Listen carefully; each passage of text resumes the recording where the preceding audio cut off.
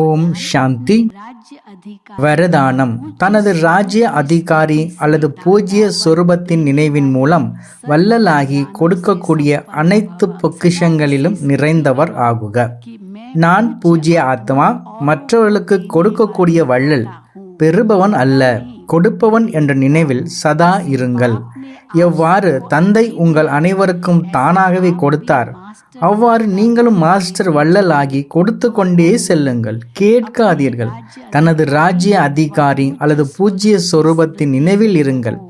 இன்று வரை உங்களது ஜட சிலையிடம் சென்று கேட்டுக்கொண்டிருக்கிறார்கள், எங்களை காப்பாற்றுங்கள் என்று கூறுகிறார்கள். ஆக நீங்கள் காப்பாற்றக்கூடியவர்கள், காப்பாற்றுங்கள் காப்பாற்றுங்கள் என கூறக்கூடியவர்கள் அல்ல. ஆனால் வள்ளல் ஆவதற்கு நினைவின் மூலம், சேவையின் மூலம், சுப பாவனையின் மூலம், சுப விருப்பத்தின் மூலம் அனைத்து பொக்கிஷங்களிலும் நிறைந்தவர் ஆகுங்கள்.